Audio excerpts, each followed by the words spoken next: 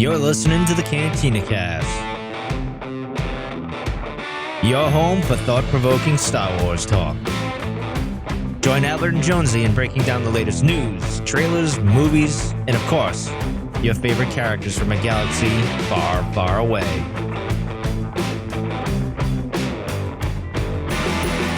Hello, everyone, and welcome to the Cantina Cast. My name is Albert Padilla, and this is episode 410, The Fallen Star, Bell and Burryaga. It is our spotlight episode where we're going to focus on two of the more important characters, in my opinion, two of the best characters, in my opinion, that came out of this book. And it's been a long time coming. I'm really excited to finally kind of sit down and talk about Bell and Burryaga, their relationship, some of the hardships, and really kind of get to the question of why were they in this book? What was the purpose of them being in the novel, and what kind of impact did they have? And speaking of impacts, I thought it was going to be, speaking of people who were not sure why they're here. No, come on. That's so negative. I would never say something like that. Never know with you, my friend. Yeah. How are you doing, man? I'm good. It's been a little stressful this week, but for personal matters, but things are good. So things will be You better. are coming out the other side of it, though. That's what's important. Yes. And yeah, there's been it's been great. How about you? How are things going with you? I know you've been busy as well. Yeah, no, it's been great. And man, I really enjoyed listening to the show you guys did with Patreon a few days ago, which was really cool with Cole Cab and Lauren talking about Ben Swolo there. That was a lot of fun. Yeah, if you're a Patreon member and you've not had a chance to listen to that episode, I think we called it The Rise and Fall of Ben Solo. And it was a show that was supposed to be primarily focused on Ben Solo himself. What very little we got from him in The Rise of Skywalker. I thought all three of them did a really great job, and I've heard a lot of great feedback. So thanks again for doing that. And the exciting part is that's now the second episode. So it's a thing officially. We'll be doing more of those episodes. So if you're a Patreon member, stay tuned to the Patreon page and Discord, where we'll likely post more invitations for anybody that's interested in coming on. I'm trying to keep it down to like 3 posts at most. That rhymed, but no more than 3. Just because with me now there's 4, and I tend to be long-winded at times. So yeah, just trying to keep the show 3 at most. 4's a bore. Yeah. Okay. But no, to reiterate that, man, great job to all 3 of them. They really did. It was a good episode. It was a lot of fun. I like always hearing the different perspectives, and that we can get our listeners, especially our Patreon folks, in there. It's a really cool kind of perk to be able to offer. So great job on a great topic for you, and then having a good group there. Yeah. And speaking of which, Lauren is with us tonight. Hello, Lauren, Stephanie, Jonathan, as always. Good to see you guys here. More people will pop in shortly. Okay, before we get started into our show, there's a whole plethora of stuff going on with Celebration. Why don't you kick that off for us here? Yeah, it's all around us because we're the only thing that matters with Celebration, right? Right. So lots of Cantina Cast Celebration news. So first and foremost, at the top of our screen, if you're watching the live stream, we have a new logo for Celebration, courtesy of our Albert Padilla here. So again, a take on the Cantina Cast classic logo with a little bit of Disney spirit thrown in there from Anaheim. So again, really great job, Albert. What's really cool about this is you can go get a shirt with it, or a sticker, or a face mask, because face masks are still required in California at this time. And you can do those over at earglumedia.com/store. And not only will it take you to that kind of classic look, but Albert's loaded some alternate logos there. And so again, just a lot of different fun. You can pick different shirts, different colors, all the things, and have at it, have fun. I know we've already ordered ours, so they should be coming in here hopefully shortly, and that will be a lot of fun. Yeah. So wear your fly the colors for us, so we know you're there when we see you there in California in a few weeks. Yeah, there was and I will say there was a shirt that was removed. But you know what? Public. I think mine's getting shipped though. I got my order in too. Did it really? Okay, I got one in too before they took it down. So we'll see. They're going to be collector's items. Yeah, well, I guess. But there was a Black Chrysanthemum shirt that I did in the font and style of Black Sabbath, the logo. I thought it came up really well, and I got my shirt in a little too well. Maybe a little too well. And then we got a flag. So we've been I think we're like 10-0 against Disney and Lucasfilm on copyright infringements. And I think this is our first loss. So I'll take the loss. But to be fair, was it the Osborne camp? Yeah. No, it was the Osborne. It was. So it's a company, and I won't call them out by name. It's a company that represents that brand. Sure. They're the ones that sent the letter to us saying, "Hey, we took it down because of blah blah blah, and it was too close." And then I go on there, and there's still other shirts on TeePublic that are There being are sold. others. There are others that are way more infringing than ours was. And yeah, so I don't know why they picked us, but And yours was 100% original, right? So yeah, no, it didn't. It was custom, so be it. That's the way cookie crumbles, right? Not a big deal. right. But I did get a shirt ordered in, so I think you did as well. So Yep. we may have to wear those at Celebration. But go on, let's go. What else we got going Yeah, on? more news. So podcast stage with Tarkin's Top Shelf. We have a day and a time. So we will be there Thursday, first day of the show, May 26th at 11 a.m. And remember, that's Pacific time. Now, what's cool is that we believe everything they told us is that we will be able to live stream this, or they will have a live stream available. It Mhm. may not be on our live stream feed, but once we get that kind of clarified, we will definitely put that out on the website and Discord on social media so that you guys can all tune in. They didn't offer this last time, so this is really exciting because we're kind of in a cave usually, and there's no internet. So we Yeah, there's no internet. I mean, it's like a one. I got questions about that because we only get like a 1.5. When they said it, yeah, because they said, well, they only expect no internet, but at best expect 1985 internet, Yeah. and So not conducive to a good streaming environment if that's all they give us. Hope if they do allow us to bring stuff in and jack into a higher pipe, then I think that'll work. Otherwise, we'll just record it and then we'll do what we did and release it like as we did 2 years ago. So Right. 3 years ago, whatever it was. My gosh. And then one more piece of Celebration news is that we have firmed up and got a reservation for our meetup at Celebration. We've actually already got some folks signed up, so that's really cool. Friday, May 27th at 7 p.m. Again, that's local time, Pacific time. We are going to go to Unsung Brewing Company, which is actually really cool. If you were with us in Chicago, we went to Wormhole, which was this 80s inspired, pop culture inspired coffee shop. This brewery is kind of like the equivalent of that, but with beer. There's also a wine place right next door to it, as well as I think barbecue. So it's kind of a little for everything. It's indoors, outdoors. Who knows what the weather will be like in Southern California this time of year? It's a bit of a crapshoot. But we have a sign up form online though. If you guys want to go check it out, cantinacast.com/RSVP, cantinacast.com/RSVP. And like Albert was showing before, we do have our website up and running. Oh, that's the biggest Finally. announcement. I don't this came out of nowhere. Jonesy just like clandestine Black Ops project decided to throw a website together. So good job, man. Oh, thanks. It's I didn't intend to, and it happened. But yeah, so cantinacast.com is live, and you can get actually every one of our episodes that is still not in the vault that Mike has given us access to. Oh, I have them. And I know you do. So I'm gonna have to sideload those because I we'll side I load. couldn't get them out the feed. But there's an events area too, is what the place really want to draw attention to. Cantinacast.com/events. And that's where you'll find any of the links to our live streams. Like this one, we got one coming up on Thursday. It's going to be awesome, folks. Force healing is going to be the Patreon topic for Thursday. And I went out there and found a nice Jedi healer picture from the old Expanded Universe books. Mm-hmm. So that was super exciting. But that's going to have all of the things. May the 4th that we're still trying to get organized and get plans. See how we're going to work into that. All of the meetups, the links to the sign up forms are there. The podcast stage, where we're going to be. And we'll keep putting things in that space as well. And for those on the live stream, we are kind of scrolling through it here so you can see it. So looks pretty sharp. Looks awesome, man. Yeah, no, great job. Really, it looks really good. But of course, you can find us. You can do our contact us up there. That'll shoot us an email. Of course, we do have the phone number and the email, of course, as always. But yeah, it's all there. But you can search the site, which is something we haven't had. Of course, airgluemedia.com is still perfectly intact, and we're still very much a part of Airglue Media. This has nothing as a separation or anything like that. We're just wanted our own space to be able to do a few extra things that we don't have the flexibility to do over there. But all the shows and episodes are still over on airgluemedia.com as well. So very cool. Well done, sir. Well done. Star Wars news. And in Star Wars news, yeah, I saw this. So this is the new game that's coming out, right, from Skydance Interactive, Skydance Media. Correct. Yes. Skydance New Media and Amy Hennig. And So some people Amy might Hennig- know the name Amy Hennig quite Yes. well. Because she was the mastermind behind Uncharted in particular.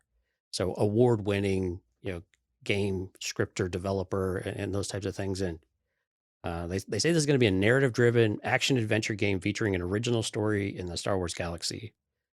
sounds like a tagline we've had before. Oh, that's because we have.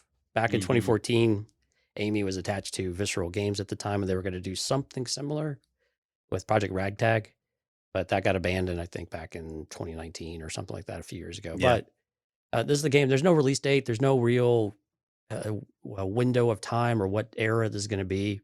But again, it's really exciting. If you're fans of games like God of War and the recent Spider-Man games and Uncharted, of course, and a couple others, this might be really right up your alley. And hopefully this is the beginning of, or a continuation of this shift in Star Wars video games as we get better. I think my question for you though, Albert, is that we've got like a half dozen games that are in the pipeline right now. And really, we've only had one truly released, I think, with Jedi Fallen Order, right? Yes. And we've got others that are supposed to be out any day now, like the Bounty Hunter game or Hunters game. And then there's all these other ones. My question is, am I being wrong by being a little bit pessimistic that all of these will actually make it through? Because they're supposed to be like an RTS, a real-time strategy game. Oh gosh, I mean, there's several. Yeah, I'm getting my Dungeons and Dragons dice out now. Here we go. We're shaking them up. Let's see. And I got about a 23% chance that these are actually going to make it out. So it's better than the Magic 8 Ball that I had. I'd ask again tomorrow, but it's done that for like 6 months. Yeah, it's all joking aside, it's so easy to get caught up in the excitement and all, and it's all good stuff. I mean, I'm not poo-pooing on anything here. Right. But at the end of the day, sometimes these projects do fall through. They don't see the light of day, as example with Ragtag. So I would say, yeah, I mean, if, like the Bounty Hunter game or Hunters, what is it, Bounty Hunters? I think it's just Hunters. Whatever. The Switch game, yeah. Yeah. So that one seems like it's like a done deal. Now, I've heard inklings that they may get pushed back and there's delays, of course, and all that. But that one seems like it's going to happen. And we had the other one, too, the flight simulator game that came out outside of Fallen Order. I don't remember that. Yeah. Squadrons or Star Wars. Oh, that's right. Yeah, Squadrons does come out. It was an EA game. Gosh. Yeah. So, and then we've got mobile. I think the mobile game space is pretty healthy still, thanks to the whales of people that spend millions of dollars on that thing to keep it alive. But ongoing development of games that have been out there for gosh, I mean, we're getting close to 10 years, I think, on Galaxy of Heroes. Yeah, but no, you're right. I mean, some of these games, I don't know. It's just hard to say when they're going to come out, and there's different reasons why they don't make it out. So I'd be happy with anything at this point. It's been a while since we've really gotten super excited about Star Wars games. I mean, outside of Fallen Order and Squadrons, and even to some extent Battlefront 2, and the debacle that happened to be at the very beginning. Although I keep saying you need to go back and play that game. It's actually really good now. Sorry it took so long, but you got their act together. Yeah, we'll see. I'm excited, and I'm really excited, honestly. I posted something today about this announcement because Amy Hennig is a huge video game person, just in general. Like, she's a classic video gamer historian. She's well known. She's been in the industry forever. And I think her post on Twitter said something like, "Never tell me the odds," because her story is remarkable. We don't have time to get into it now, but her story is remarkable to get to the top of where she's at and be able to break into the video game industry and be a forefront runner in that industry as a woman. And suddenly now she's got a Star Wars game that she's at the helm of. I mean, you can't write a better story than that. So I'm super happy for her and excited that this is going to happen. So, and again, narrative, story driven are the things that we really want in Star Wars game. I think it's the one thing that we are just really wanting more of. Jedi Fallen Order gave us that flavor of it, and now we're ready to take it to that the next step here. And I don't want to start rumors or anything, but if we go back to Project Ragtag, that was set between episode 4 and 5. I think it was like some smugglers, or the Empire was trying to tackle like really buckle down on smugglers and crime lords and that sort of thing. And I know Han Solo was rumored to be in it at one point, and that sort of thing. So I don't know. It feels like if they do rehash that, I'd be fine with it, but I'd be okay if they just start with something completely from scratch as well. Well, they had footage out there for it, so I mean, it made it. Oh, I've never seen that. If that's I found a few clips of it, and it was fairly polished. I mean, again, you have to remember this was 8 years ago, or I mean, it was probably closer to 5, 6, 7 years ago. But I mean, still, it looked pretty decent. Again, there was no real gameplay or anything like that, but there was a little bit of footage. Yeah. So again, it made it at least that far. Yeah. All right. Well, exciting stuff, man. And can't wait to see it all. Let's hope we get maybe we get something at Celebration. No, probably too early. It's probably a bit early for that one. But But I think that we would get we should get a games panel though at Celebration. There's enough coming out that we should get something. It's kind of like the books, right? There's enough things, at least in the open, that we should get yeah, some sort of feedback or be able to give some sort of feedback of what's still going on and learn ideas of release dates. right, right. The people demand answers. So let's talk about our main topic tonight, Yeah, and Bell and Burry. Bell and Burryaga. Let's start with your kind of our initial thoughts, and maybe I guess that the question that I posed in the intro there of what was their role in this book, and I like asking that question just on a personal level because I like to understand, like try to get in, like at the end of the book when I'm done reading, I try to go back to all the characters and go, okay, what was their purpose, right? The author had a reason to put them in the book.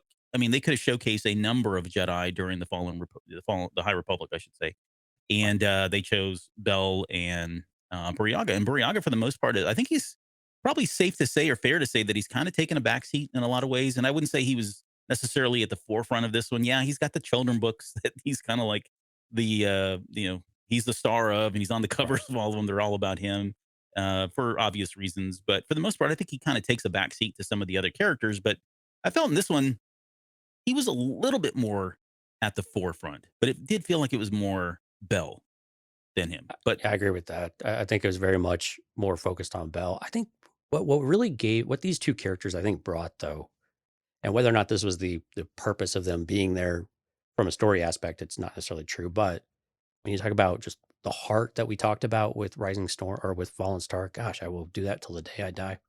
But with Fallen Star, I think when you talk about heart, these are the two characters that tend to give you heart in a book. mhm, Burryaga, because he's empathetic and he's an empath and he's just this warm, you know, realistic but also just loving character. And then you have Belle, who's been put through the ringer, is still trying to come out that other end. And I think you really saw growth for Belle throughout this book as well. yeah, And them together to see that they form this relationship and some of the things we'll talk about tonight of how far they go to to really connect, I think is really, really cool. I think it was a good break from some of the intensity and some of the negativity that we have with Elzar and Stellan and Avar to an extent, and the chaos that's going on, mhm, with all of this. And I mean, yeah, Stephanie brought up Ember. We can't leave poor Ember out, right? But yeah, but I mean, again, they were really the heart of the story, and I think again, it really, unfortunately, I think you're right though. I think Burryaga, or I'm inferring that this is where you're going. Burryaga was very much a character to help Bell along his journey and to show how much he's grown and to show all of that development, less so than here's Burryaga's growth and this story is about Burryaga and here's what we've done with him, mhm. which I think is unfortunate. But again, there was a lot to do in this book. You have a lot of different things. They were pulled apart in different ways. And so it wouldn't surprise me if we revisited some of this material in some other capacity a little bit further down the road. Yeah, I would agree with all of that. I think so for Burryaga, he was and it's sad because he's now gone, and and we'll eventually get to this part. I mean, I suspect No he'll one's be ever back. really gone over. Yeah, I mean, I do, and I agree. I suspect he'll be back at some point. And we can get to some of the reasons as to why. But they were definitely there for each other when they needed each other most. But I think for Burryaga, or I guess he was there for Bell more than anything, because if you think about it, Bell goes into this book and he's reeling still from the loss of Loden Greatstorm. He's got anxiety about losing Indira Stokes. Uh, and he's just still trying to struggle with, how do I get past this? How do I move on from losing my master, losing somebody that I love and cared for very much and deeply? And that's the tables are kind of flipped at the very end, and it's actually Bell, given that because he's gone through all of that and he's had a chance to talk to Orla Jareni and Indira Stokes, and he's had a number of Jedi that have been there by his side.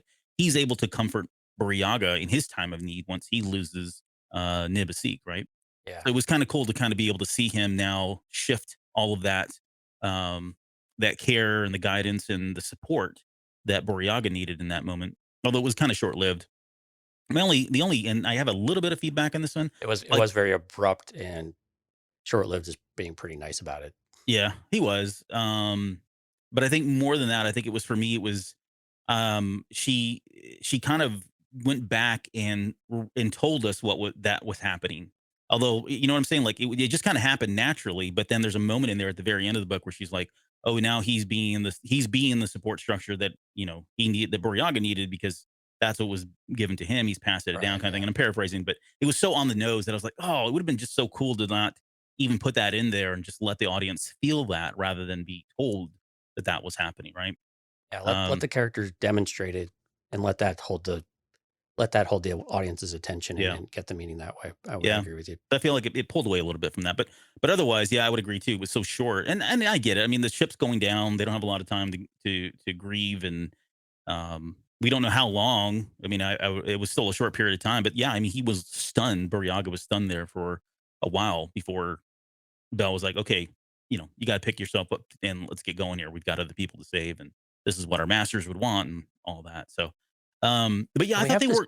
No, go we ahead. have this contrast though too. That relationship that they're able to cultivate and shared experience and shared pain and shared empathy is something that other characters don't have, and it just shows you the very stark difference between Mm, Bell and Burryaga compared with Elzar and Stellan in particular. I think right, yeah, yeah. and how better would those characters have been if they were able to have that type of relationship and had that a bit more vulnerability between them? Would it have turned out a little bit different for them, or at least a little bit better? And maybe Elzar now would be a better place than he is now. And I think even at the end of the book, Elzar is, he's not challenging Bell as much, and I think he's finally respected, Bell, what he's been through and what his position is on things. And that he finally takes a step back. You're like, you know what, maybe how I'm doing all of this isn't quite the right way. And he's going to Yeah. trust someone like Bell to be able to take those decisions further. But I just keep thinking about, how would the older Jedi, the elder Jedi, have benefited from these if Orla and Nib and company had made it, or they've been more open to those relationships than what how they were in Fallen Star. Yeah, there's a moment there at the very end that kind of speaks to that too. When Bell puts his foot down, he's like, "No, I'm going to look for Burryaga. Nobody's going to stop me." And Elzar's like, "Hey, you know what? I'm not Never, going to try." Right? never Like, questioned it. Yeah, never questioned it. I think it's also a level of respect for him too. No, I mean, I don't know what kind of conversations were being had among Elzar and Loden Greatstorm, but you got to think. I mean, they were probably talking about him and saying, "Look, he's almost there. He's almost ready." So, and it's sad because I mean, when we start talking about the characters individually, I mean, that's one of the things that really is like really saddens me about Bell is like he was right there. I mean, he was just about to. I mean, Loden had already committed, saying you were ready. I'm going to make you a knight, and all of that because of everything that's gone on has completely just taken a back seat, derailed him. and Yeah, he's okay with it. Like he doesn't. I don't know that he actually really. It's not on his mind, right? I mean, sure he thinks about it, but it's not like, man, this is what I really want. I mean, he's been so devastated. He's been through so much that no longer is what's defining him. It's really about justice for Loden Greatstorm, and it's really about this new purpose that he has in finding Burryaga and having a second chance of not just being idle and throwing their hands up and going, well, I guess there's nothing I can do. Right? He's going to go make sure that that's not an excuse for him. So that whole Jedi Knight in the ceremony now is just kind of like a, hey, you know what? If it happens, it happens, but it's not what I'm driving at for here. right. And while it's a slippery slope, I mean, to an extent, that's what a Jedi is supposed to be, right? It's not about. Sure. I Yeah, mean, that's fair. celebrating milestones is important. Make no mistake. They're transcending into a new part of your life and a new set of responsibilities is very important, especially as we grow older and we get to certain milestones of development, right? But I think on its core, though, this is there's not supposed to be a lot of pomp and circumstance to it for a Jedi, right? We always expect Jedi to be a bit more, Humble. what's the word? Humble? Yeah, yeah, and just nondescript about these types of things. Like, yes, it was, it felt great, but we've got work to do, and we just Sure. kind of keep doing it, right? And I think, for Bell, I think he's finally understood that what he needs to do and the direction he needs to go now are very much focused on, relationships and, things that really matter as a matter of core values, less so than what's important to the Republic in general. And that doesn't mean that they don't coincide, Hmm. but I think that's where the slippery slope is a little bit of, okay, where's this balance between getting a bit obsessive with things? And I know we're going to talk a little bit about Bell and Loden in particular, but what's that right balance there of saying, okay, well, chase your dreams, young fella, but remember your training, kind of Yeah. speech like from Yoda effectively. Or don't choke on your aspirations. That's one way to put it, Director Krennic. Yes. Okay. But I did have, so before we get into Sure. kind of each of the characters here, at the beginning of the book, I had a bit of a problem with this, like getting right into it. And I think when we got the excerpt, this was one of the excerpts we got, I had a problem with it. This idea that, the Nihil were gone, that, that everything was too easy. And this is all Bell kind of giving this narrative and this, Yeah. His know, perspective. Yeah. yeah, right. It's almost like an opening narrative of sorts. And are they dumb? I'm just going to call a spade a spade. Or like, are they dumb with how they viewed this? Do you think the Nihil were really just that effective, or Marchion Row were that effective at making Bell and them believe that no, they really have just rolled over, Mm-hmm. and to give them this false sense of security? Or did Bell and company really truly miss something because they wanted something else so badly? He wanted to figure out what's going on with Loden so badly that and they want the war to be over so much that they were able just to accept it willingly. I think it's fair criticism. And honestly, I'm a part of several Twitter groups that talk about books and Star Wars books in general. And there's one that's exclusively for the Fallen Star. And there was a bit of, I guess there was a bit of discourse that went on that got a little heated at times. And so the way I would say this, to be fair and objective, is I think the criticism is fair. I think if you look at it, there are some things that the Jedi do during this time, some of the mistakes that they made that just like we have to like there has to be a level, like a suspension of disbelief there, right? You have to be able to Right. just put that aside and go, yeah, okay, it's a story. You know, maybe we don't hyper focus on that. I think if you're looking at it objectively, realistically, yeah, I would agree. There are some things that are just kind of like questionable about, come on, man, really? Like all the signs are there. Why would you have not seen this? And so if you put that to the side, then I think the answer is what you're talking about. I think they're just so consumed with we've got to stop them, we got to stop them, we got to stop them. They've never been in this position before. They've been on their heels a number of times. They've taken some great losses. They've got a thing that's this presence that's out there. They can feel the dark side in some way. They feel they're all losing their touch with the Force. They're not sure why. People are turning into husks. They've got the Dren gear. They've got multiple fronts. They're being spread out across the galaxy. So I think if you add all that up, and again, I think this is where the fair criticism comes from. Like you got to really think about all that. It's never really just given to you and said here, and they don't. I don't you got to piece that together from all of the media, right? It's not just the books. That's coming from what we've seen in the comics and here in the short stories, and it's a very, very intricate kind of very complex narrative that puts them in that position. And if you're only going by the books, or maybe you're only by the comic books or whatever, you have a single like perspective in that regard, then I think it's very easy to get caught up in the fact that it doesn't look like it's like this should all be kind of obvious to what's going on. So again, I don't know if that's. I think it's criticism on two parts. Maybe one, and we've talked about this too, was is it too broad?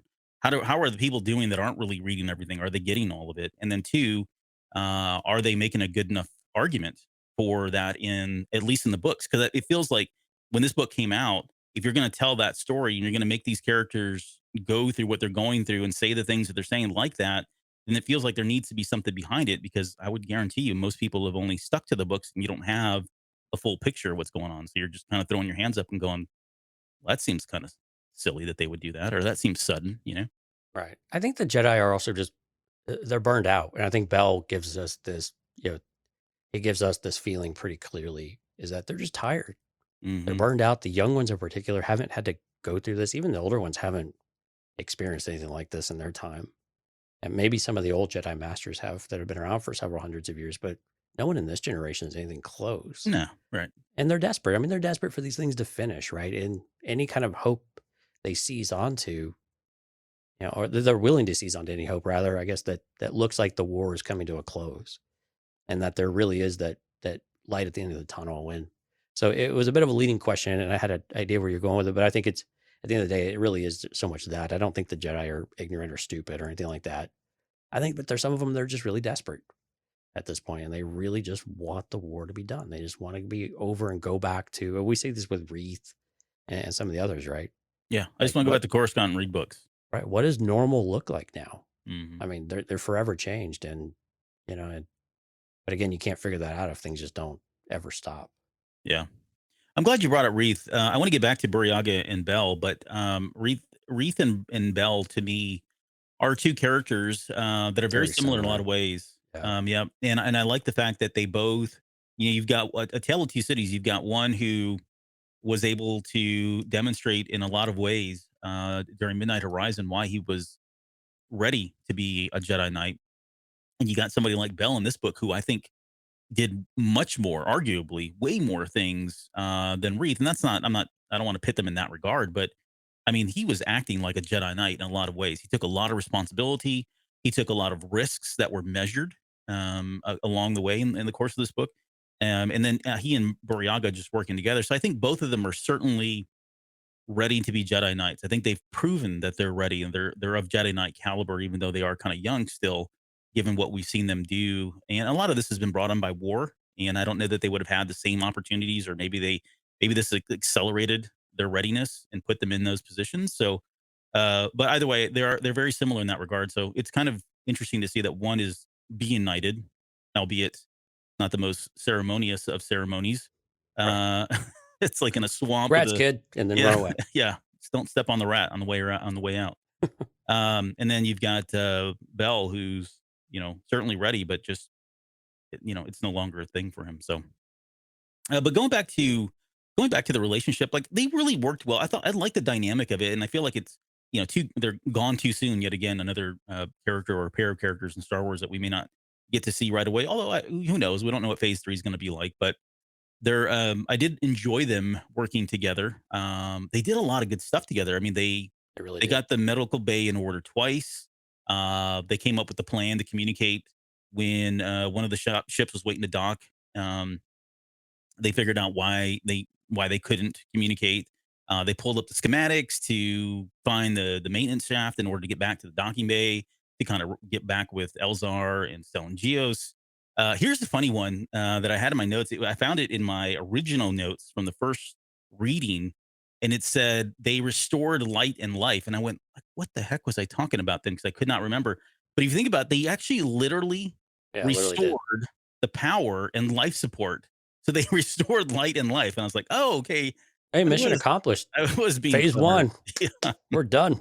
for light and Nicely life done. took on a new meaning for them in this Right. book. And then they also sealed off they helped seal off the sections that they felt that disturbance in the force, working with the what is it, the pilots and citizens on the space station. Right. They came up with the plan to let the smaller bay doors open and get those ships out first. And yeah, they let 6 Rathars go, but whatever. It's Hey, they were playing a hunch, and it was a pretty good hunch. yeah. So I won't lay that at their feet. Yeah, I know. But no, and so that was kind of my list of things. But if you think about it, they had one success after another. Sure, it still blew up or fell into the Right. ocean. Well, it was However, inevitable. Yeah. yeah, but yeah, we all saw the poster. But yeah, I thought they did quite a bit in their little trio. So I thought they worked really well together. So I really enjoyed that. I enjoyed the relationship that they showed. I do too. It's just it was like Bell and Wreath, or not Bell and Wreath, gosh, uh, Wreath and Ram, right? It was just Yeah, the way that they work together is just they fall into sync so well, and they just know what each other needs in any of those moments. And I think that's just so much fun to read. They're really an extension of themselves. But I also like that they challenge one another too. Right? I think it was Burryaga. I'm trying to remember the exact circumstance, but I think Burryaga was challenging him on something to where they had a bit of an argument, but at the same time, they always try to move forward and to figure it out. And, you know, they're all trying to figure it out. And they understand that they're all working in the same direction, even if there's a little bit of dissonance and, from time to time.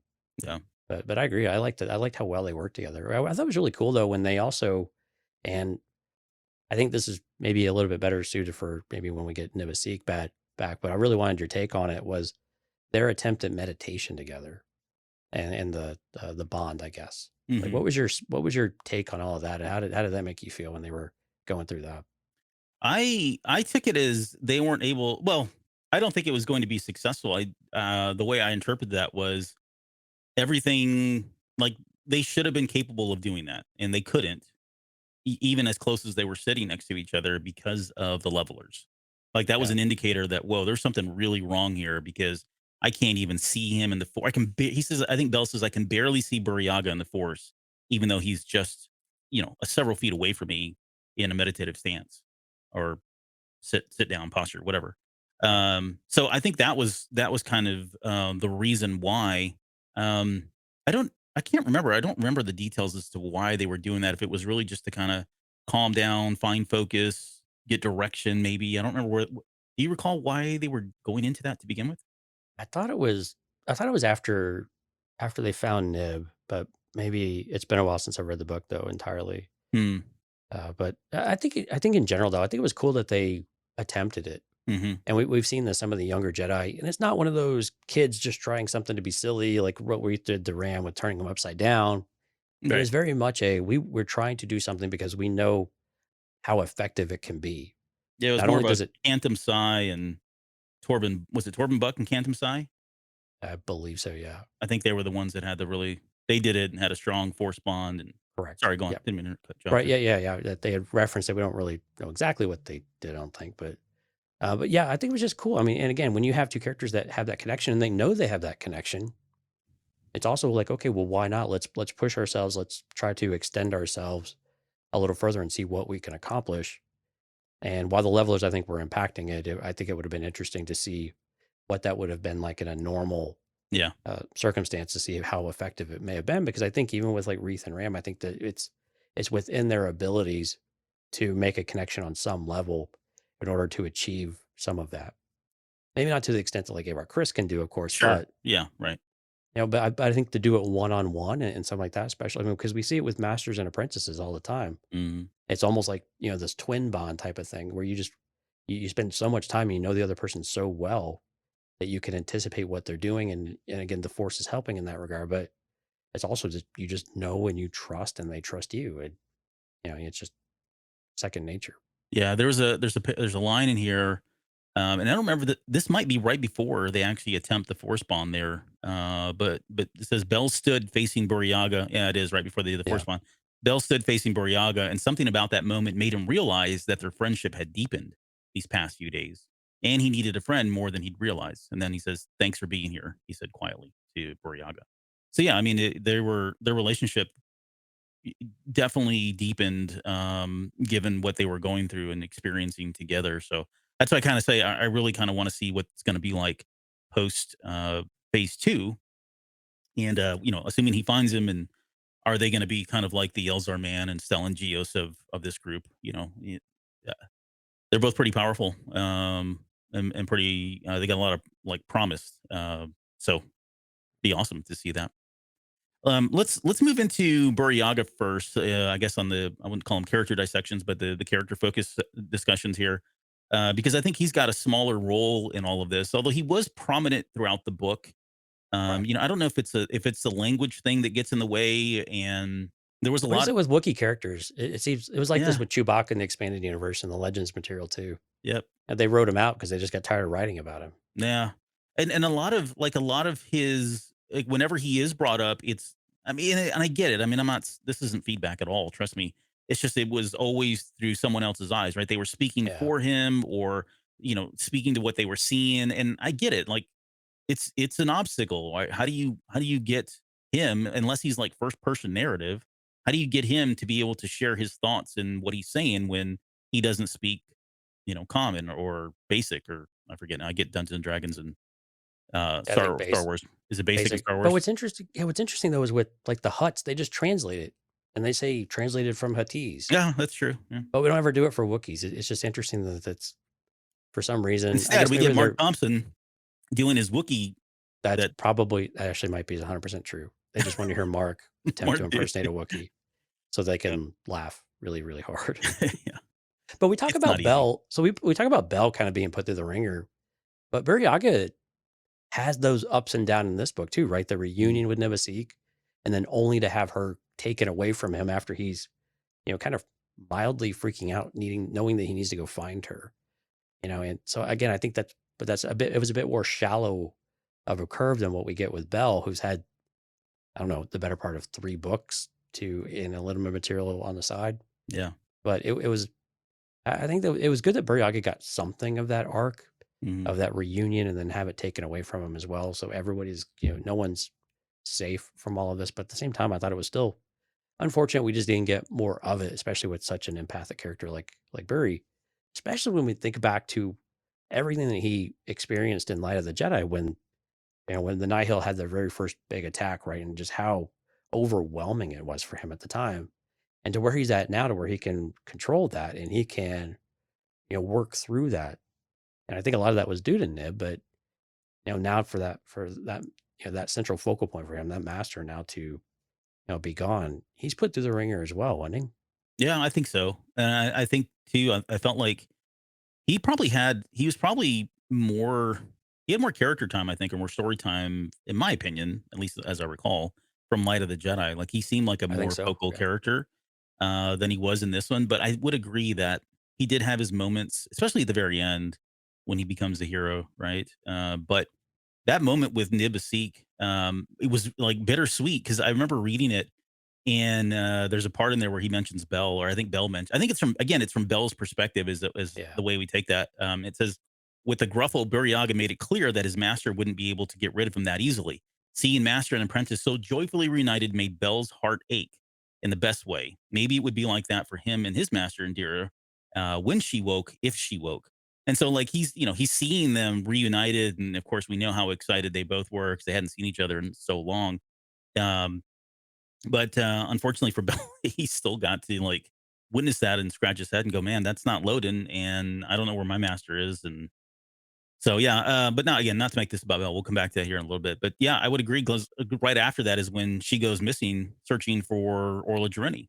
And the next time he sees her is when Bell calls him over after almost stepping on her husk of a body, and he's completely shell shocked to be able to, seeing that.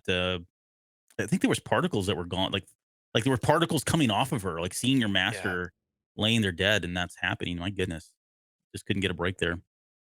Yeah. I mean, he just stood and stared. I mean, he was just completely paralyzed. And you imagine a Wookiee. I mean, we saw Chewbacca, right? When Han was killed or when Han was thrown in carbonite, very expressive.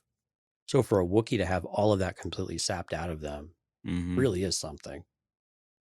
Um, it said Burryaga's plaintive sounds of grief stilled, but he didn't move. He stared down at the ashes that lay before him, as if the intensity of the attention could somehow resurrect Nibasik.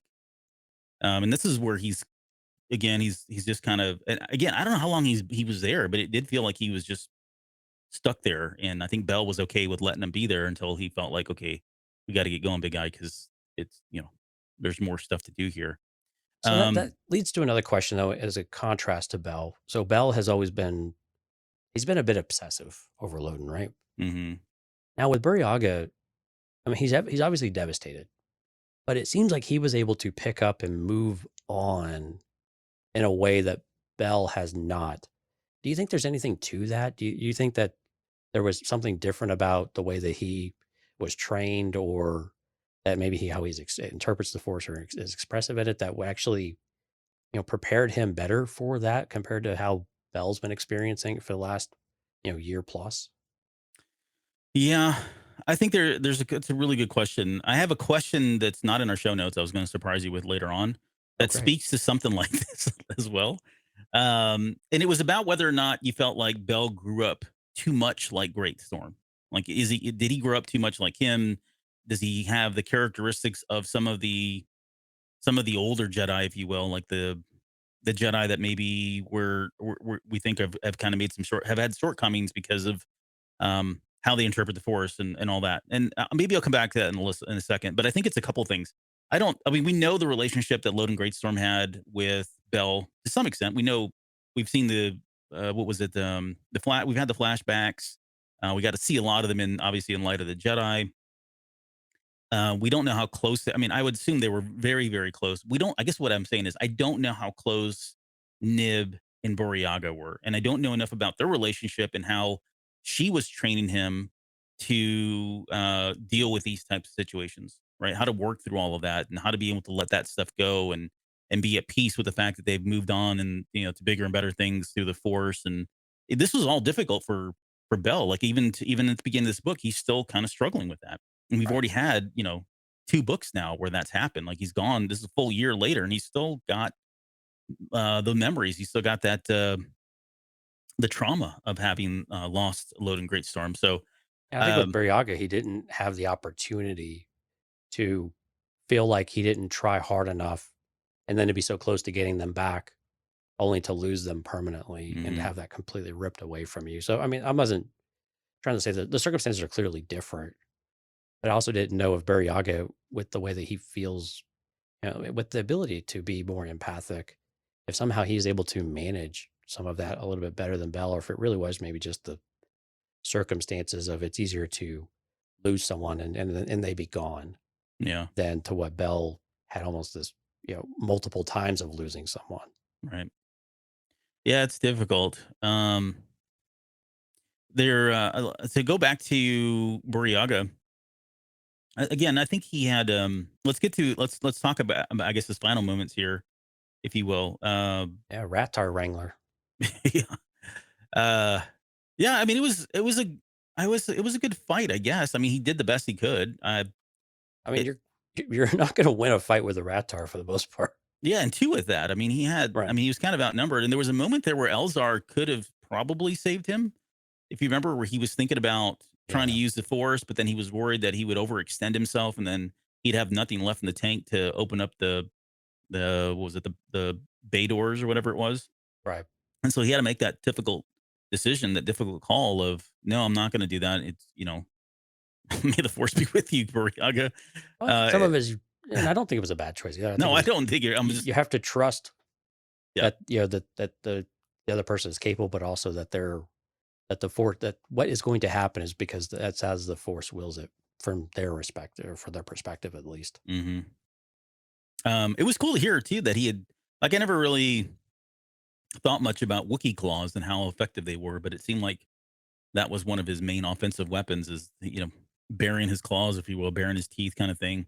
Sure. Yeah. Um, We don't really ever see that in action, do we? no, not that, I mean, where are you at, Black Chrysanthemum? I don't know. Right. Why do you have knuckles? Why do you have, Yeah, just use your claws, dude. But yeah, I mean, he was, so I mean, let's talk about his survival, or could he have survived? I know there were some ideas out there. I think what was it?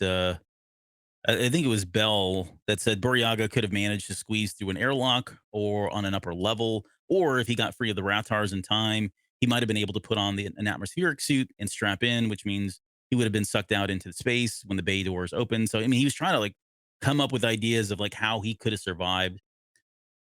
Uh, this one's really difficult. I mean, I think those are probably the two best scenarios, or the two best theories as to how he could have survived. Because right? Yeah. wasn't he in the process of getting, like, they already had identified the atmospheric suits, I and I thought don't he was remember. just getting sucked out the airlock, basically. I, I didn't, I don't see where there was any opportunity for all those things to happen. Well, so he disappeared. Okay, so the way the book, he disappears like with the Rathars, but then there's some time that passes before the doors open. It's not like an immediate thing, and it's in that time that I don't have a really good sense of how long that was. Was it 2 minutes? Was it 15? Was it 30? It could have been any one of those, honestly, the way it's written. But if he did get away, it was in the time, in my opinion, it's going to have to be in between the time of when he disappears up into the darkness with the Ratars and when the bay doors open. Somewhere in there, he got away. And I don't know what that means. Like, again, if he got jettisoned out into space, then what do you do with the Wookiee floating in space in a, atmospheric suit? How long is that person going to live? He's just going to die as soon as he re-enters the atmosphere. Right. Yeah, I mean, that's the thing. They're already in the gravity well. So, I mean, you will not survive as you're getting sucked into the atmosphere and then the heat barriers. So, which do you subscribe to? Was he still in the ship when it went down, in the station when it went down, or was he jettisoned then? Which one would you put your money on? Mm. I am going to say that he went down with the ship and got out before it impacted. Was one of Leox's Parachute. parachutes? Yeah. Yep. No, I don't know how. I've really given this so much thought. That'd be fun. I kind of do want to think about this now. Not here on air because that'd be really Right. boring. But I would like to put some more thought into how he could have survived that fall.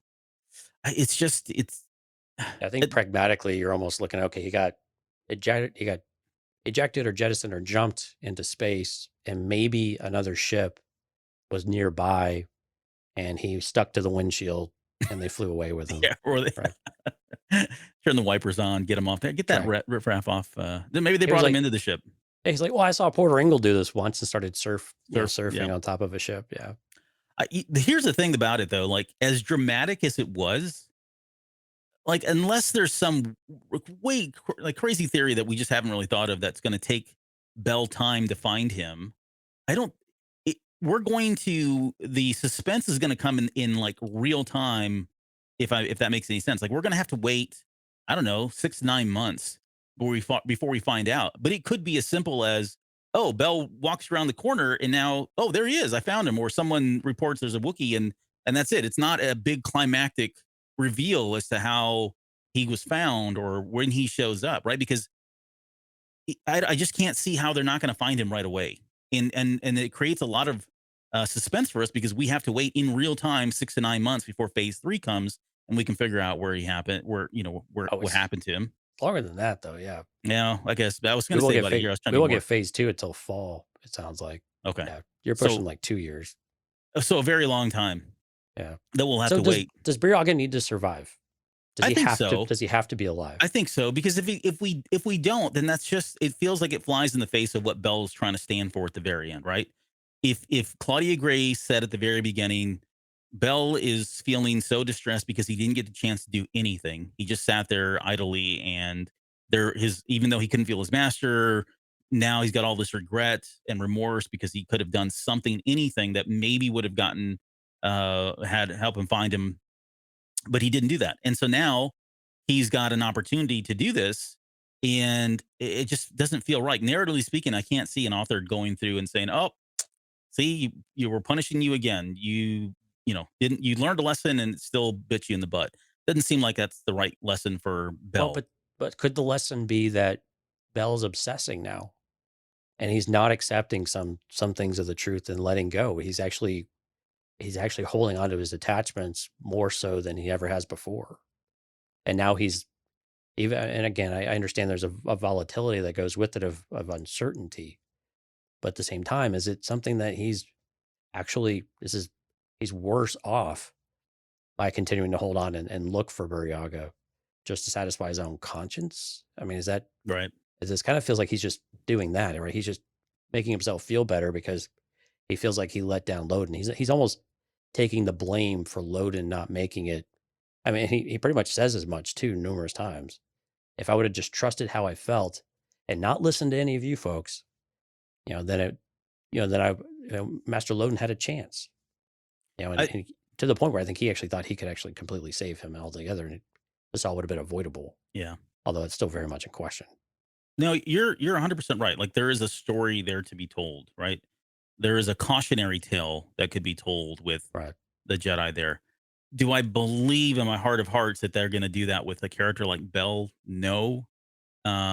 It's kind of like the Rey thing. Like I forget we were talking about this not too long ago, but Rey, there was after Last Jedi? I think there were a lot of folks, or maybe it was even after, it was probably after both movies. Oh, Rey's going to turn to the dark side. Right. I never once believed it. Like it's just, for me, that's not the story, right? And there's plenty of hardships. There's plenty of stuff that's going to go wrong with the Jedi.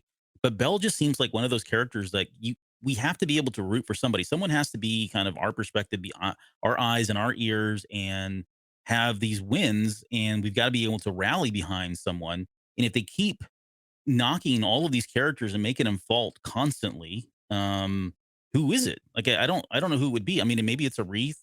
Maybe it's a Ram or somebody, but it just feels like this character because he's been in all 3 books. He's been prominent. We're all rooting for him. He's got a dog for crying out loud. Why why him? I mean, pick on somebody else to Old teach Yeller that was a cautionary. dog too. But Yeah. Well, I hate that story too. Screw that Old Yeller song, the movie. That's a it's terrible Disney. movie. It's about to be canon. Ugh. Yeah, that movie's terrible. There's no lessons learned there. other than we can make you cry. Thanks.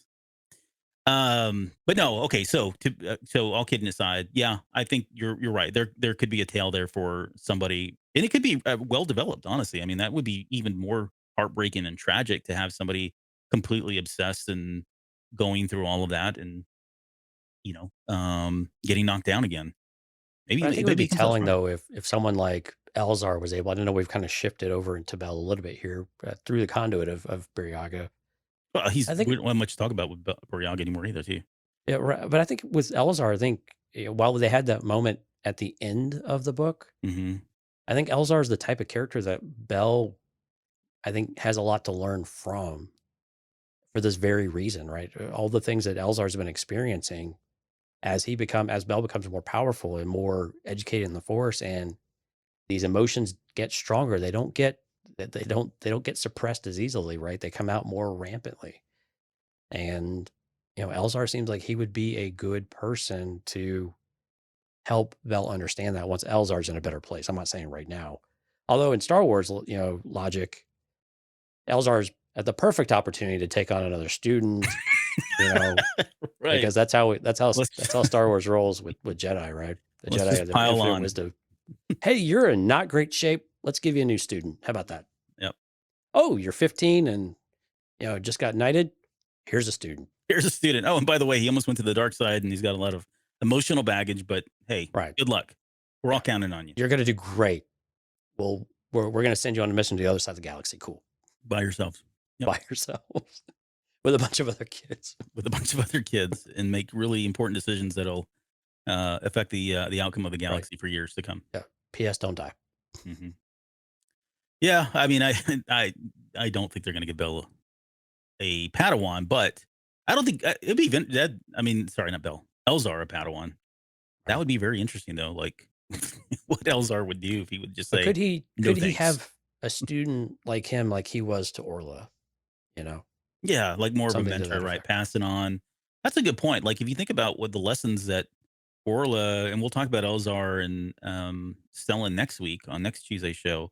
But there's some pretty good lessons there that I thought, I mean, really, really good stuff. Like we really need to dig into it at some point. Some of the stuff that she was sharing, the wisdom, some of the advice that she was giving to him to kind of help get him through all of the emotions that he was dealing with, his loss of security, loss of confidence, and all that. But there's probably some things that I think he could pass on to somebody like Bell that would help him out. Although Bell seems so like hyper, like he does seem like a. I know it's only 2 lines, so I don't want to read too much into it, but he does feel like he's almost, to your point, almost like over dedicated now. Like he's Yeah. committed to the point of I'm not listening to anybody anymore, and I'm going to start making dumb decisions because I'm so hyper focused on finding Burryaga, because it's my opportunity to kind of make right and not feel like a failure a second time for Right. somebody that I care about. But he's effectively chasing ghosts now. Yeah. He's Yeah. he's still chasing Loden, I think, in that way. Yeah. And I think it's very dangerous. I mean, I like that Bell finally had that moment of clarity.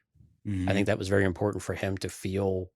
He finally, felt at peace with himself and about what he needed to do and what he was compelled to do and what he believes the Force is telling him to do.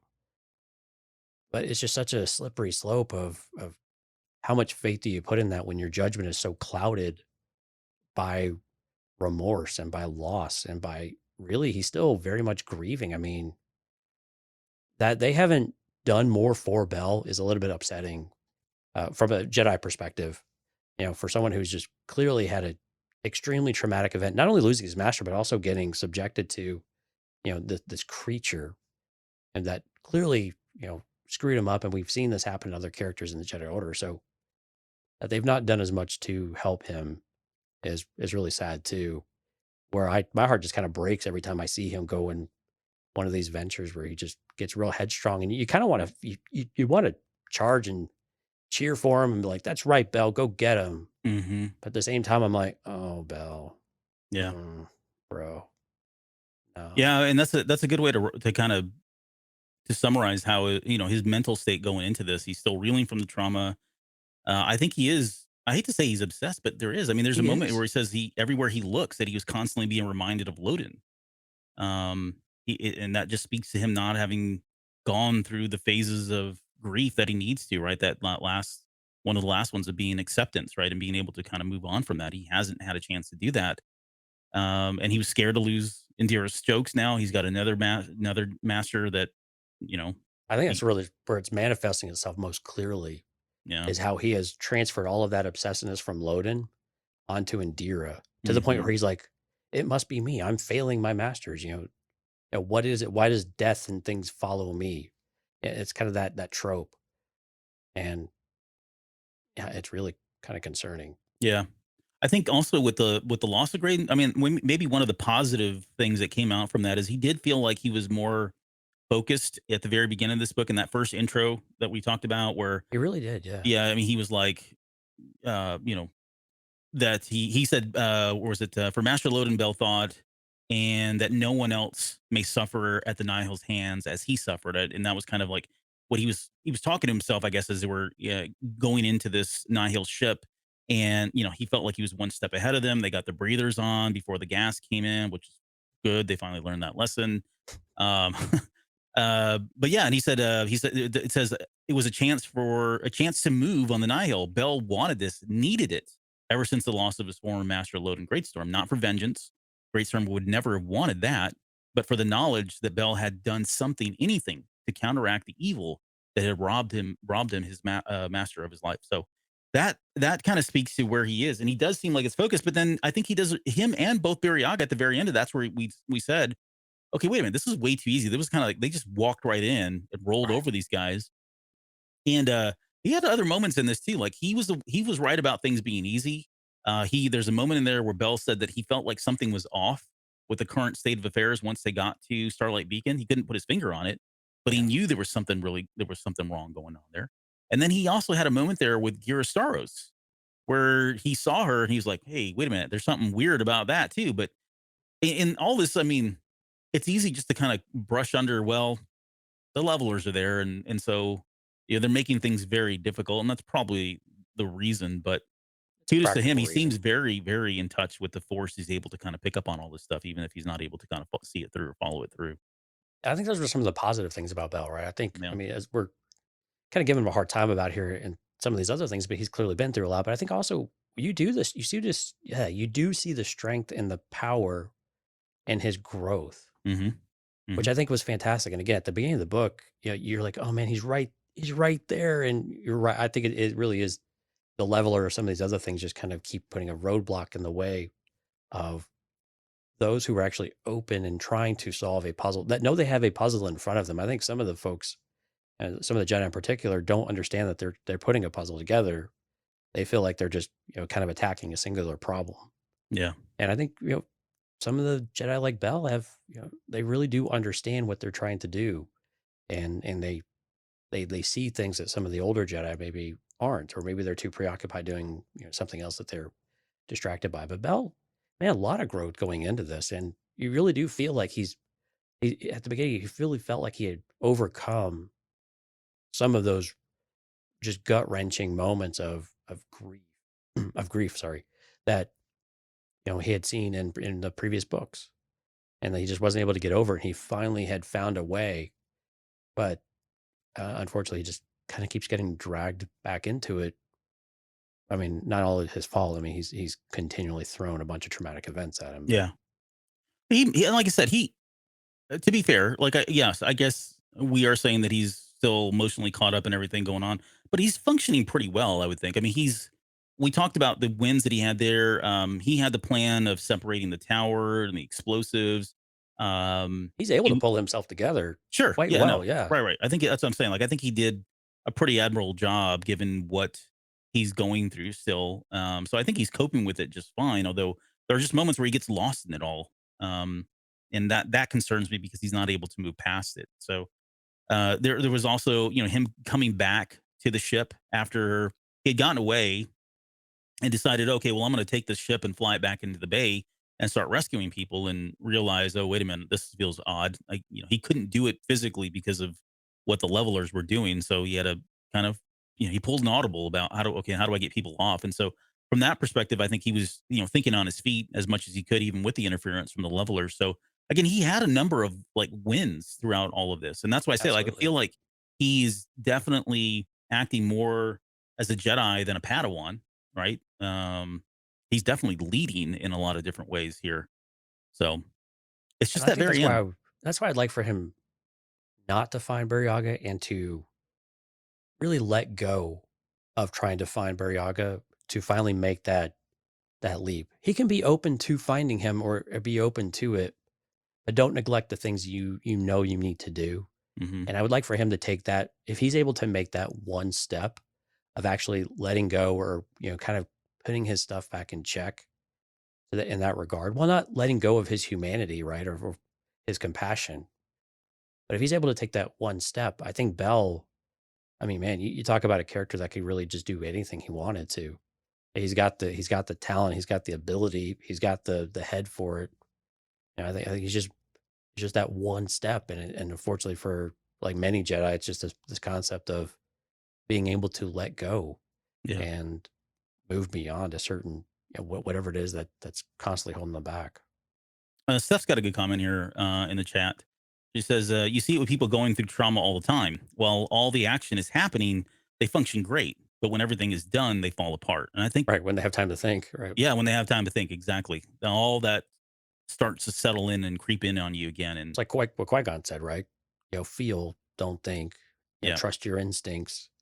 And you're right, when you're in those moments, adrenaline and I think that's when you're probably freest though, right? That's when you can trust yourself and trust your ability and trust the force in these cases, right? hmm, Where it's probably when it's most natural that all those things start to fit together for you whenever you're not trying or thinking. yeah, and maybe that's where I think he's doing really well. Like there are people that can't get to this, right? They're so Right. consumed by it that they can't even in the moment when things need to be done, they can't function. And he's certainly not there. Like he's very functioning very well in the moment. It's just during that downtime that things really kind of start to pick at him, and his emotions get the better of him. Um, let's I guess we talked about him coming back to find Burryaga. I think everybody believes that Burryaga is dead at this point. Um, the line itself is where he says, "If I failed an attempt to help, okay, that would be hard, but I could look at what I'd done wrong. I could learn from it, and maybe Master Loden would have known that at least we tried. Instead, there's nothing. I did nothing." That's what he said about Loden. And then later on, when he's talking about going after Burryaga, he says, we all assumed that Master Loden was lost when really he was being held captive by the Nihil. If I'd kept to the faith, if I insisted on looking for him, we'd have spared him a great deal of suffering, and we'd probably have saved his life. So I'm not giving up on anyone else like that ever again. This starts with Burryaga. So it seems like it's like, wow, it's a great statement, but is it a dangerous statement? Is he a bit reckless in some of that, and where is it going to take him? I don't know. Like it just like if if he doesn't find Burryaga immediately, then yeah, I think this could be him chasing ghosts, and I don't know where that's going to lead him, right? Yeah. So Yeah. hopefully Yes. it's not a long search.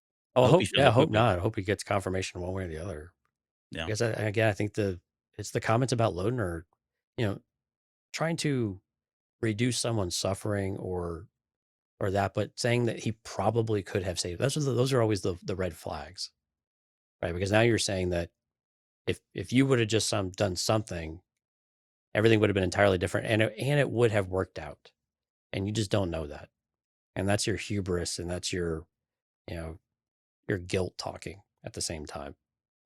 And I think that's what Bell's really got to get past. I mean, he's still that guilt is so still a part of who he is that there's just no way that he's going to be able to to really and finding Burryaga, I think almost makes it worse, to be honest with you. Yeah. I mean, it's part guilt, and then it's also like not only did he find him dead, but it's the condition that he found his master in, Oh and yeah, I being mean, reunited, excuse me, being reunited with him, and then going through that emotional experience, and then moments later, seeing him, finding him basically a corpse and dust, and so all of that is it's not just I lost my master, it's in the way in which I lost him, which is I think compounds a lot of the grief and emotion that he's going through right now. right. Okay, so the last question that I have, and we'll kind of end it on this note, and it was really that question I mentioned about, is he too much like Loden Greatstorm? And I wasn't really kind of coming at this question from the angle of, I forget the context of what I brought it up. It's not important, I guess, at this point, but more so of the context of even when he was at the very, like, I hate to bring up Cantum Psy, but Cantum Psy is kind of like where, and what's his face? Comac. Comac. To me, that was kind of a pivotal moment for me for the Jedi during this era. Like it feels like that is the way forward for them to get out of this mess. Whereas feel like with somebody like Bell, he's still subscribing to the Loden Greatstorms and the Avar Chris's maybe. I don't know her. She's kind of in a weird state right now. Are you But talking yet? of You no, guys not talking yet. yet? Not Okay. yet. But more in that state of like, hey, don't shoot first, right? Let's ask questions and let's try to preserve life, and things are always good. And I feel like he's attached to that really good, earnest part of Loden Greatstorm, which I think is like as much as I love Loden Greatstorm, as much as I think we all love for what he's able to do and say and all that, I do feel like he would really struggle with fighting the Nihil because he's so in tune with the good and saving lives and all that, right? And I guess the question is going back to that: is that going to play a part into Bell Zettifar, or do you feel like at this point now that he's gone through, the trauma that he's gone through, having lost Loden Greatstorm, he's got Indira Stokes, who's on.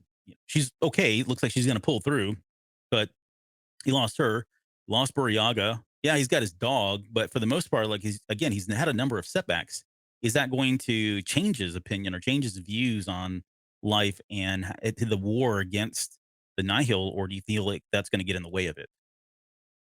I think this is a transition type of discussion for the Jedi in general, maybe less so than Bell, because I think what we did see from Loden, and I'm trying to light of the Jedi, he was still very proactive. He jumped on the ship, right? So there was no hesitation, there was no fear, there was nothing like that of hesitating to take action against the Nihil.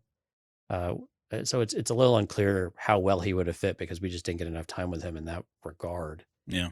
But yeah, with Bell though, I think the Jedi as a whole, I think, have to move past this. And so if the question is, I think what you were referencing from Midnight Horizon was more of this take the fight to them type of thing and be less reserved with their aggressive side of things, or maybe we'll call it assertiveness rather than aggressiveness. Yeah.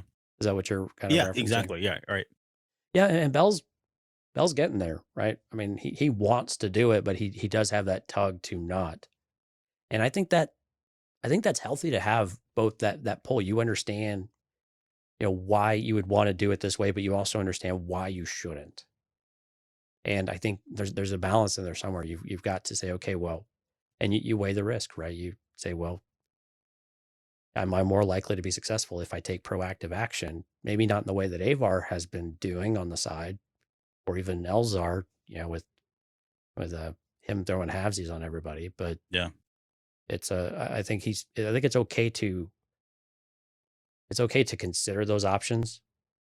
But I think you also need to have a healthy challenge to it, to where you just don't automatically go into it that way. That's the part I didn't agree with where Comac was going, is that you don't just take the fight to him overall. You still challenge yourself as to how you do it, but you don't do it to the point where you are completely incapacitated. You still have to make a decision. You still have to take action, and then you live with the choices you make. And I think that's the part of the Jedi are so. Sometimes I think the Jedi are afraid of living with the choices that they make, and again, because they then they have they're riddled with guilt. They're riddled with all the decision making problems that they may have had, or this or that happened. But at the same time, it's kind of like counseling and in psychology, right? You make the best decision you can with the tools you have at the time, right? I mean, that's just the best you can do, and you have to accept that and have that right support around you in order to make sure that that's the way that that could be reality for you. It's not you just telling yourself that, but that it's actually reality, and you can move on and move forward. Maybe not move Yeah. on, but just move forward. Sure. Yeah. And learn from your mistakes and, not make them all over again. Right. All of that. Absolutely. I mean, it's you're always going to feel some level of guilt on things, right? We're not saying to be callous or to be, devoid of emotion. It's just more about, I can't there's nothing I could do about it now, but I can certainly try to do something better the next time. And yeah, I can help do things to improve whatever crappy situation I just, screwed up. All Right. right. But Yeah. the next time confronted with it, I'm a little better prepared, better prepared for that. Right. Well, cool. I really don't know if I answered your question at all. No, I think you did. The way if I was to answer my own question, I can see where it could possibly get in the way, but I think he's been through enough now, and he seems like he's so focused and so determined that I don't see that being a problem. I don't either. For I him. think he is making better choices when he's presented with problems. Yeah. I have fewer concerns about Bell in that regard. It's his He- idle time I have a problem. I'm concerned about. He's one of the characters though that I really like him. He's not like my favorite character, but it just feels like he is bound for something great. I don't know Yeah. what it is just yet. I I think that means he's going to die. I had said that he would be the one to take out Markion Rowe. That could still very well be Lorna D. I think she's number 2. Yeah. But we'll just sacrifice Elzar. He'll go take care of it. Yeah. He's pretty much gone anyway. Yeah, so. just send him in. Send him to the dark side and send him in. Yeah. Swing. Him and Avar can hold hands and they can both take a swing. Yep. That's what they do best, is kill people. So yeah, I just don't there, and I say that because just now with 3 novels behind him, I think he was kind of important in all 3 of them. Maybe not so much in Light of the Jedi. Oh, he was. I think he was. But now that we've had so much story with Bell, it does feel like he is bound for something great. This whole diversion to go find Burryaga, though, is one that just threw me for a loop. Like, okay, wait a minute, what is that going to look like? How does that play into that narrative? Maybe it's not going to happen. Maybe there's, someone else. But And you know who Bell I think actually truly needs, the more I sit here and think about it, when we think about the stories that need to come together in phase 3, Yoda. Yoda and Bell need to somehow get together and meet up, and Bell needs Yoda's guidance, I think. I like that. I think that would Yeah. be, honestly, Yoda's like, you could pair him with anyone, and I think he would be huge benefit. But for somebody like Bell right now, yeah, he needs that voice of reason. He needs someone to kind of ground him and refocus him and say, hey, stop chasing ghosts, and yeah, you are bound for something better, greater. So yeah, he'd be the person to do it, I think. Like who did with Canton. Yeah, I totally agree with you. I think Bell is him and Reith and Lula and Keeve, and Keeve maybe on the outs, of course, and Vern, Vernestra. They're clearly the leaders of the Jedi going forward, and so these are critical times though for each of them. And Keeve's an interesting one, of course, but I think this goes to your point where you said at the beginning of the show, though, we have all these characters in all these different formats that don't always cross-pollinate across the novels to the books to the comics to the young readers, and and Burryaga, I think was your example in that one. But I think it's time for us to mix some of those characters up a little bit and really start to bring the Jedi as more of a cohesive order across all of our content. I think Wave 3 really did a better job of that. I think this is where Bell, not being as integrated with some of the other Padawans that are maybe a little bit older than him, but even like a Keeve, like Bell and Keeve, what would their friendship or relationship or camaraderie look like, right? I think that would be with what Keeve has gone through. You see how Keeve has handled everything, and then you look at Bell, and you're like, okay, Keeve is probably a little bit ahead in that regard. Now she's probably a little bit older too, but Keeve would be a really good person for Bell to be matched with or to spend time with, and to see how she's been handling Skier. Yeah. But yeah, I think that would be an interesting one too. Because Keeve's been to the ringer too. Yeah, would you ship Keeve and Bill? I'm kidding. No, I'm not. That's No, you're Lauren. not. Ask Lauren. Lauren, ship it or shove it. Ship it or shove it. Bell and Keeve. Bell and Keeve. All right. Okay, well, I think we'll end the show there on that note. And I'm looking forward again to seeing where these characters go. I do, in my heart of hearts, believe that Burryaga is alive somehow. I don't know how, but I wouldn't it wouldn't shock me completely if he wasn't. I do want more of them working together. I'd like to see them kind of continue their friendship and grow and develop that. But we'll have to see. I mean, we've got like a freaking year now to wait before we see any of this stuff Yeah. again. So So long. oh, it's a tough part. I mean, maybe there's a chance for them to show like, oh yeah, we're going 150 years back, but at the same time, maybe there are like in wave 2 or wave 3 of phase 2 some stories that they're going to give us, because it just feels like that's so long to wait, and it's different. Like I get they're following the formula of the original trilogy, prequel, sequel trilogy. I think that's cool. I like it. I actually do like that. But it was very different, right? I mean, it was very different in how we ended Return of the Jedi, right? We had some like finality to it all. And this one we don't. We're like left open, like, oh my gosh, there's so much story that needs to be told in future tense. But we're going to go back to the past for 150 years, and you're going to have to wait an entire year in real time before we get to that. That It's gonna be seems like kind Indiana Jones Chronicles. yeah, where Is yeah, that exactly, jumping Indy will around. tell the story on his rocket chair and a saxophone. Yep. Yeah. So I don't know. We'll see. It's going to be a long wait. That's going to be a grueling wait if we have to truly wait until phase 3 before we get any kind of answers. So It will we'll be. see. I don't know. Who And knows? it's just their ploy to make sure you go back and reread everything, because you will have forgotten a lot of it by that point. Yep. I'll tell you what, let's do some shout outs here before we wrap up. So I wanted to say again, from the Patreon episode, Lauren Colcab, awesome job. Fantastic show and a well put together, Albert, of course. Steph, Lauren, Cole, and Jonathan, thank you guys for showing up tonight and being active in the chat. For all those in the background, we appreciate you showing up as well. For those that are listening, we do have a live stream. We do this on Tuesdays for the Generally Show, and then Patreon Thursdays, we have a live stream as well. Of course, once we do that, it's in the vault. But this Thursday is pretty fun. We are going to focus on force healing, which has had some, I think in our last Generally Show, last live stream on last Tuesday, there was some discussion going on in the chat as well about it. So we thought we would just take a look at it.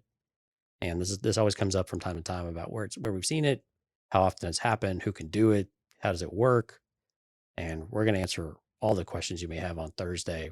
And again, that's always at 9 p.m. Central.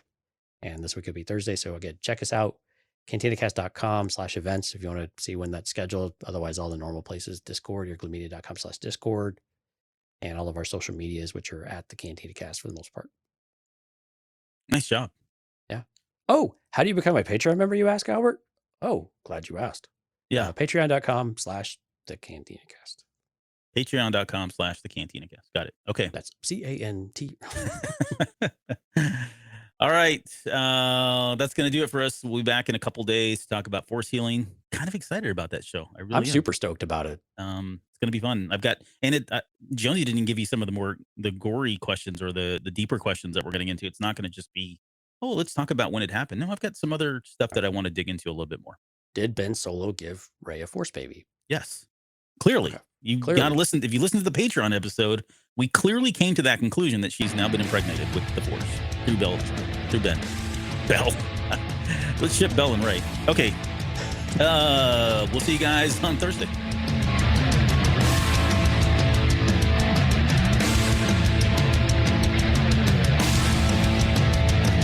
You're still listening? Wow, that's amazing. Well, I'm here to give you the disclaimer. Normally we do a big, long, drawn-out disclaimer thing saying what's what and who's what and all that other stuff, but I think you guys kind of know that Lucasfilm and Disney have no affiliation with us at all, and we have none with them. We talk about Star Wars, which is their property, and all that other good, fun stuff, but I think you can tell which is our stuff and which is their stuff. If you can't, well, then send a lawyer to send an email to me, and I'll be glad to chat with them. Other than that, you know what's what, so that's your disclaimer.